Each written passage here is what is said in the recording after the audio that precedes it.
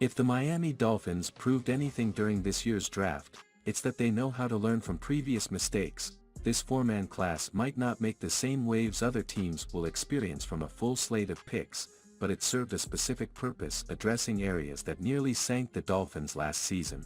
Drafting cornerback Cam Smith in the second round didn't fill a glaring need, especially after they traded for Jalen Ramsey in March. But the Dolphins were a Xavier Howard injury away from an emergency at cornerback, with Byron Jones and Trill Williams both missing last season, and Nick Needham missing 11 games, and in a conference with some of the best quarterbacks in the league. As general manager Chris Grier said, "It's never a bad time to add cornerback depth. In this league, and especially in the AFC, with a lot of talented quarterbacks and teams, we can never have enough corners, as we experienced last year with the rash of injuries that we dealt with," Grier said. "So excited to add Smith, he's excited to come, so we're looking forward to working with him." Miami's defensive backs missed a combined 57 games to injuries last season. But even when this unit is fully healthy, there's an opportunity for Smith to earn meaningful snaps this season.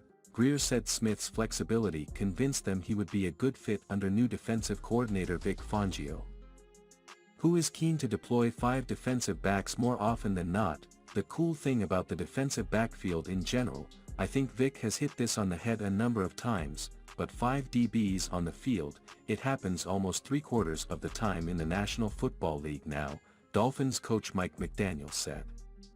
In Vic's defense, in his system, if you understand it, there are a lot of different ways you can get on the field. There is some position versatility that if you go back to his history, there have been various people that have played in different spots. The Dolphins made a pick in the 3rd round that might not have made sense on the surface, taking Devon Achane at number 84 overall, but McDaniel made it clear why the former Texas A&M running back, who ran a 4.32 40-yard dash, was en route to South Florida, "Speed we generally like around here," McDaniel said.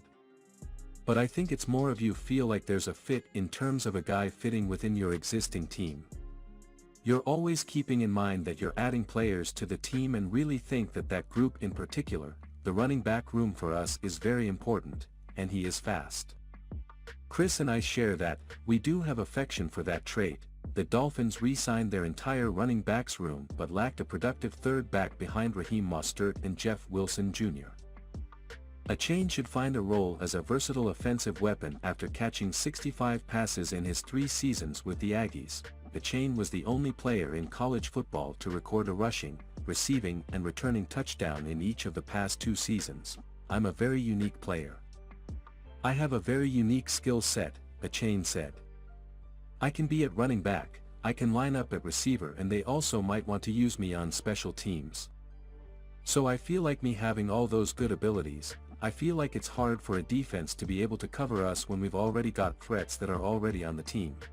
I just feel like me getting added to this offense is very scary." Miami went into the draft thin at multiple positions, but tight end and offensive line seemed to stand out as more prevalent than the rest outside the building. At least, Grier addressed both positions with picks in the 6th and 7th rounds, but admitted they didn't agree with the outside perception of their team's needs. "You know, when we do our board, we go through it, and there were a lot of good players that were picked ahead of us," he said.